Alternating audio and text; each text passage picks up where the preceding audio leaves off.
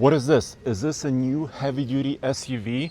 Well, yes and no. I will explain in a second. This is the world debut of the updated 2026 Jeep Grand Wagoneer. So it's a Jeep, it's a Grand Wagoneer.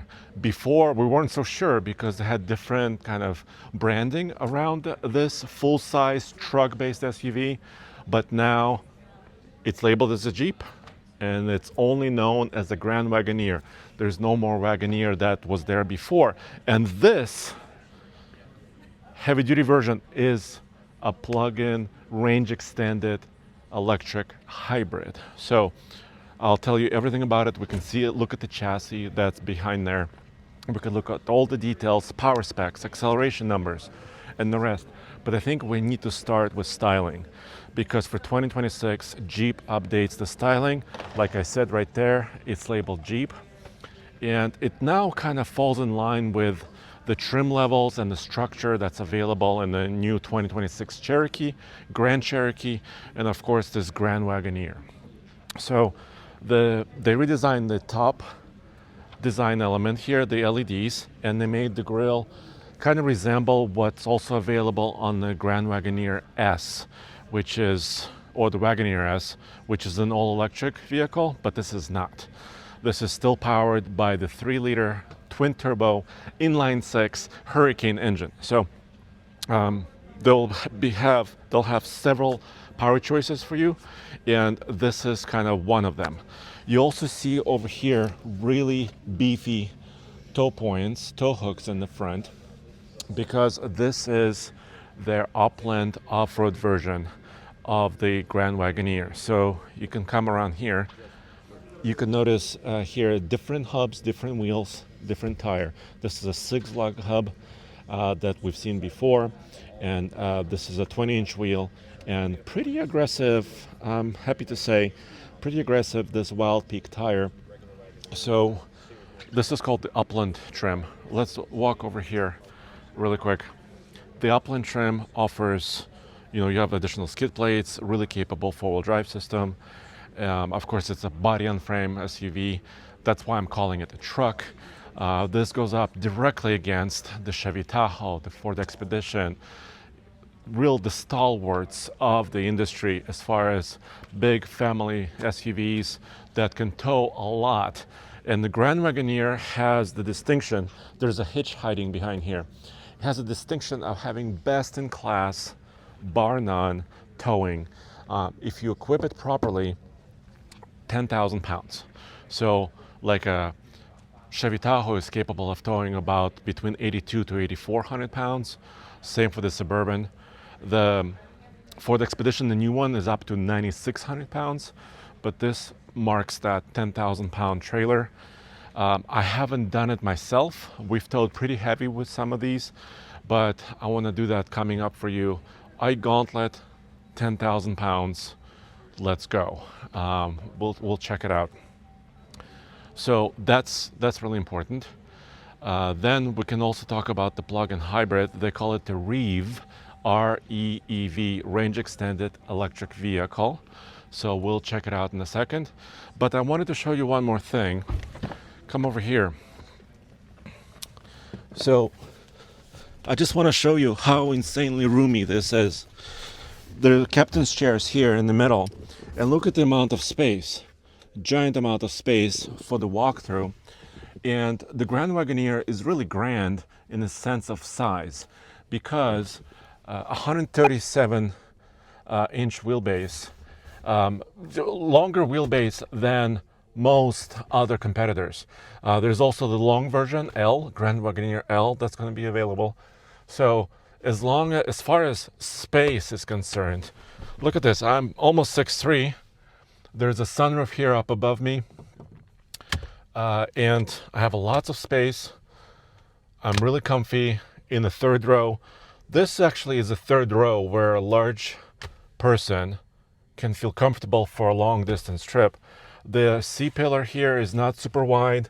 I don't feel claustrophobic. There's a lot of glass here as well, cup holders, charging ports, vents. There's a lot going on here. And then in the second row, also pretty comfy. Look at this large amount of space, and of course there's the front row as well. So as far as the just interior volume and spaciousness, the Grand Wagoneer I think is top notch, really, and it's its competitive advantage. It's not as good of a seller as a Tahoe or an Expedition or some of the other ones. I mean, GM is really controlling this space with their Suburbans, GMC Yukons, Cadillac Escalades. But I think the Wagoneer has a chance to punch through some of that technology. And Cadillac also offers the IQ, Escalade IQ. And I think this is Jeep's answer to that. It's not all electric, it's range extended. Range on this guy is 500 miles because it has a 20-gallon fuel tank. So it starts right there with that 420 horsepower straight six twin turbo. So that's where that starts. There is no currently high output Hurricane straight six twin turbo. That may come later. There's also no V8. So the Hemi made its return into the Ram 1500 truck, but it's not making a return into this SUV. But what is happening is this going to be their first electrified range extended vehicle in the Stellantis lineup. So we have to look at this chassis. I'm really glad that they actually have it here because it's so easy to see. So first of all, you can see the size of the frame. The frame is really tall, it's wide, it's beefy. Actually, the frame members are here. They're a little bit wider than on a pickup truck that's not electrified because it has to house this.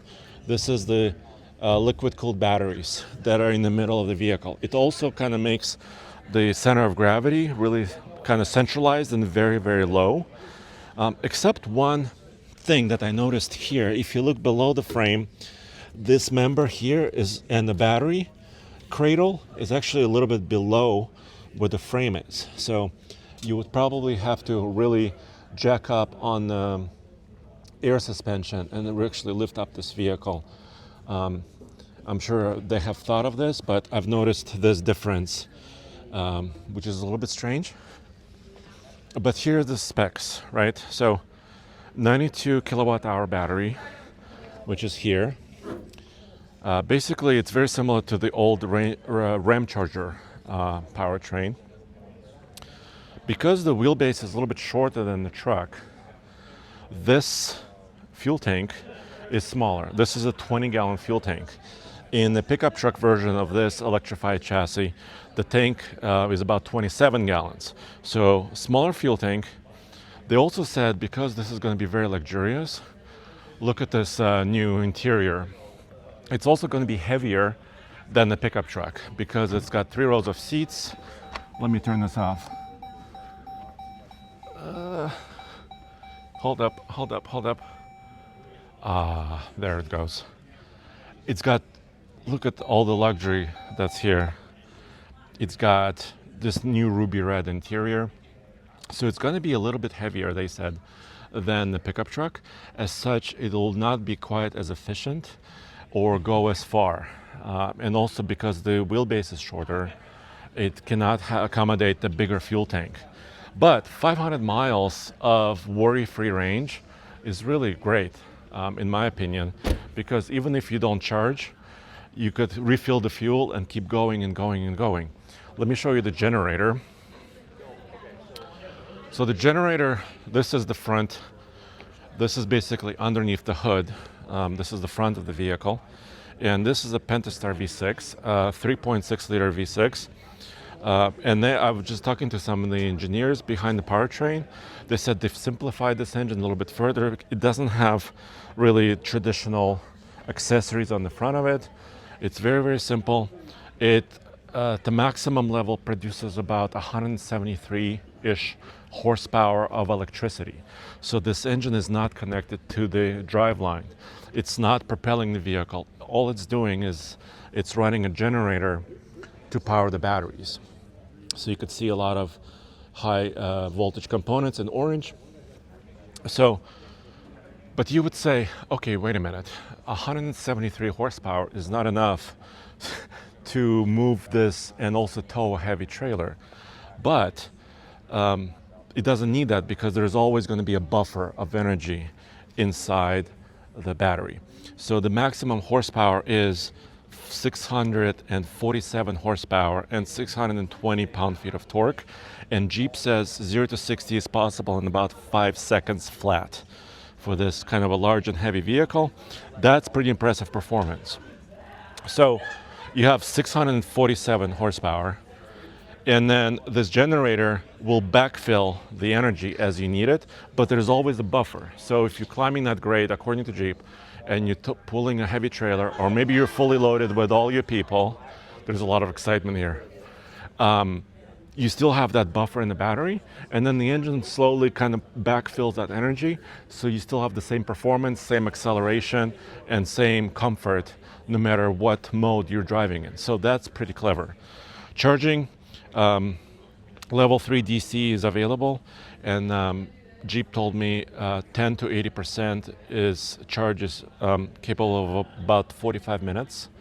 So in about 45 minutes, you can get most of the energy into this battery, which is not the fastest charging time, but I don't think it needs it because you still have that backup of that gasoline tank back here. So this could be very interesting. They also said 150 miles of all electric range is possible.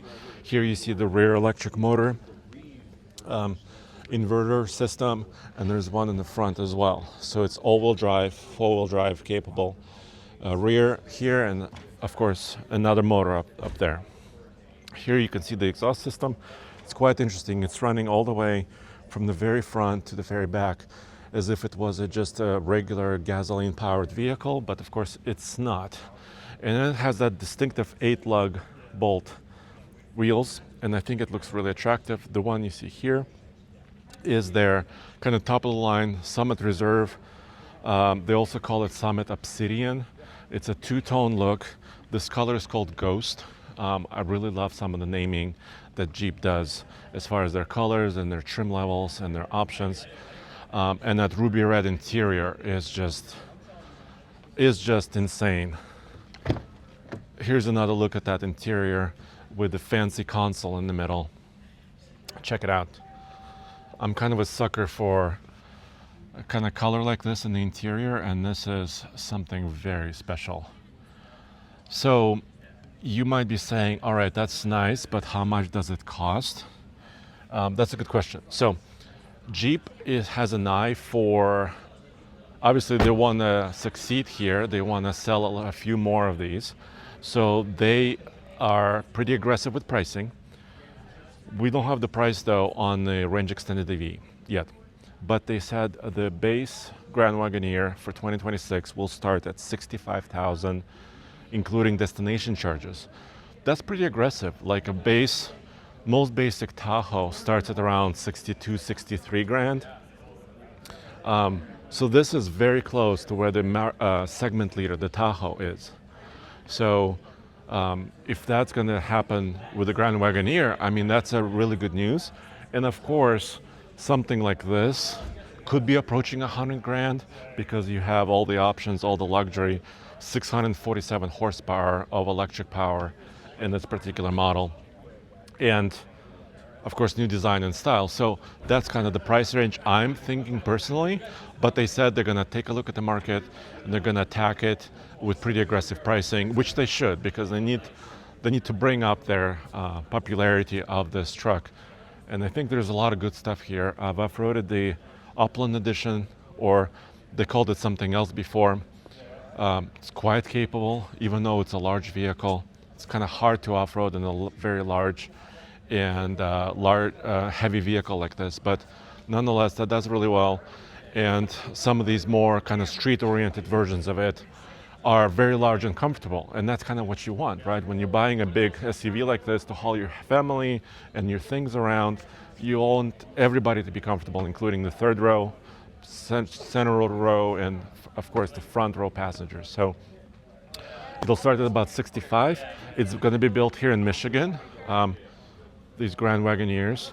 So yeah, let me know what you think in the comments below. They're trying to simplify some of their trim levels. There's going to be a Laredo, there's going to be a limited trim, reserve trim, Upland trim. I think it's interesting they're not calling it the Trailhawk.